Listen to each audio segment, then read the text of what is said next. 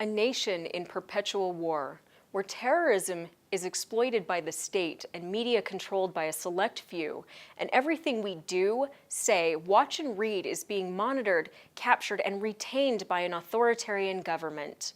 Our government that is in quest for control over the people will resort to lies and deception, and they'll play upon our fears to separate us and divide us, making us an easy prey to conquer.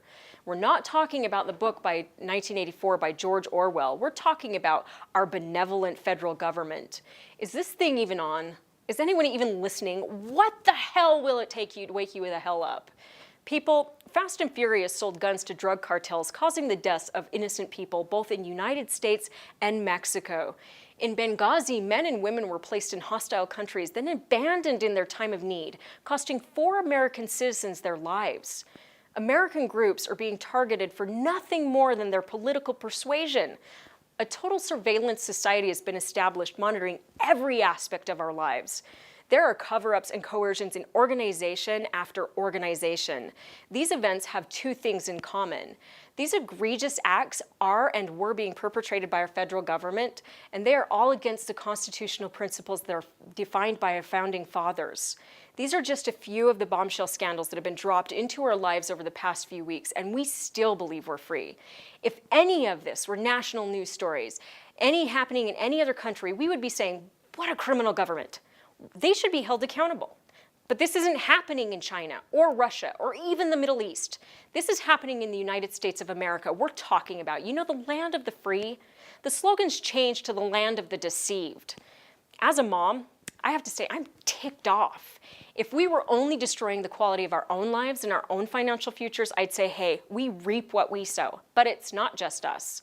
Look, when I was born in this country, we were hardly in debt. And now we're at a 16 trillion plus. And my future grandkids already over 52,000 each. And they aren't even born yet. How do we find this acceptable? Just what the hell were we thinking? Listen, the only reason politicians want us to believe the Constitution is antiquated and outdated is because they know it's the only weapon we can use to stop their abuse of power. But heck, why should they even worry about us? We're too busy fighting amongst ourselves to pay attention to their crimes. I must say, they do put on a great Hollywood production with all their congressional hearings and TV and radio appearances. We stand up and applaud them for their productivity, their diligent defense of our liberties, and proper management of our nation. I mean, get real. These politicians couldn't find their way out of a paper sack with a roadmap. Their response to all of the allegations and evidence was, I see nothing, I hear nothing, I know nothing. Get real. They're either the most ineffective agency heads and that are way overpaid, or they're lying to us. Either option should warrant removal from the office and even prosecution. There's a storm cloud in our country, and it's emanating not from the heavens above, but from the District of Columbia. So the question is simple. Are any of these actions by our leaders enough to warrant getting involved, or is subservience to your masters and lords acceptable?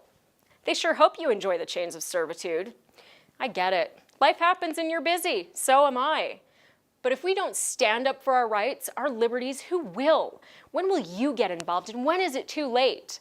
Mark Twain once said, in the beginning of change, the patriot is a scarce man, and brave and hated and scorned. When his cause succeeds, the timid join him, for then it costs nothing to be a patriot. It is time to start participating, become informed and active, and stop buying what the mainstream media is selling you on both the right and the left. Those people make $5 to $40 million a year to convince you they understand what you're going through. They're somehow one of us. Who do you think's distracting us from the true politics of evil? There aren't 2 interpretations of the Constitution, no matter how hard they try to convince us. The answer is right before us, and it always has been, and they know it. The document created to restrain them has been unshackled by the beast, and those shackles have been placed upon us. The question is, are you okay with this? And are you ready to put the chains of restraint back where they belong? For more information and videos about freedom, liberty, and the constitutional principles that keep us free, join us at freedomsvoicemedia.com. For Freedom's Voice, I'm Michelle Anderson.